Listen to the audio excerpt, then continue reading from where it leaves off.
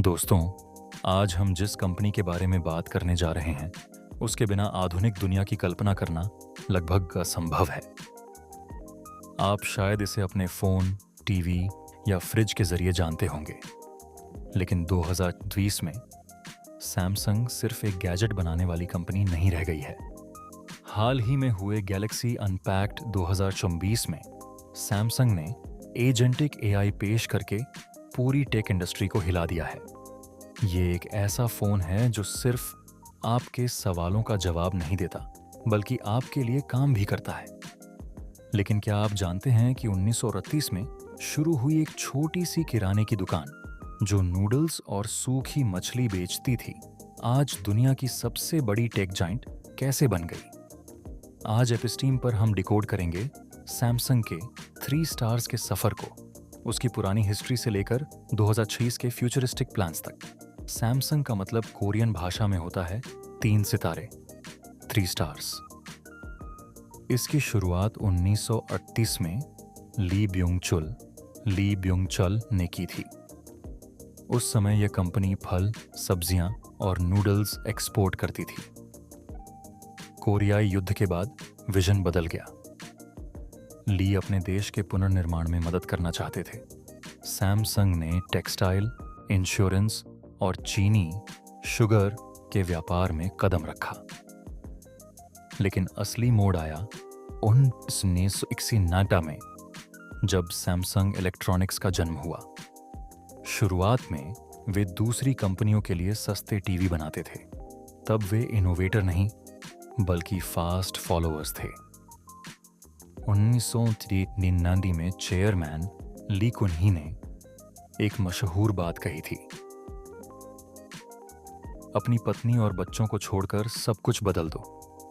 उन्होंने खराब क्वालिटी वाले एओन 5 लाख फ़ोन अपने कर्मचारियों के सामने जला दिए थे ताकि वे समझ सकें कि अब सिर्फ क्वालिटी ही चलेगी। और यहीं से जन्म हुआ उस लीजेंड का जिसे हम आज गैलेक्सी कहते हैं। 2010 में आया पहला गैलेक्सी एस, जिसने पहली बार एप्पल के दबदबे को चुनौती दी। जहां एप्पल का फोकस एक बंद इकोसिस्टम पर था, वहीं सैमसंग ने स्क्रीन साइज, कैमरा और पावरफुल हार्डवेयर पर दांव लगाया। आज 2026 में भी यह जंग जारी है। भले ही एप्पल प्रॉफिट में आगे हो, लेकिन इनोवेशन के मामले में सैमसंग अक्सर बाजी मार ले जाता है। फोल्डेबल्स, जब दुनिया सोच रही थी, तब सैमसंग ने फोल्ड और फ्लिप लॉन्च कर दिए। सच तो ये है कि अगर आप आईफोन भी इस्तेमाल कर रहे हैं, तो उसका स्क्रीन शायद सैमसंग ने ही बनाया है। 2040 का दाम। नए गैलेक्सी S26 अल्ट्रा में प्राइवेसी डिस्प्ले तकनीक दी गई है, जो साइड से देखने वालों को कुछ नहीं दिखने देती। यही वो चीज़ें हैं जो सैमसंग को एंड्रॉयड की दुनिया का बेताज बादशाह बनाती हैं। अब एक ऐसी बात जो बहुत कम लोग जानते हैं, सैमसंग की असली ताकत आपके हाथ में मौजूद फ़ोन नहीं, बल्कि वो चिप्स हैं जो पूरी दुनिया के सर्वर्स को चला रही हैं। 2040 की शुरुआत तक सैमसंग ने ग्लोबल DRAM मार्केट में फिर से नंबर 1 पोजीशन हासिल कर ली है। क्यों? क्योंकि AI, आर्टिफिशियल इंटेलिजेंस, को बहुत ज़्यादा मेमोरी की ज़रूरत होती है।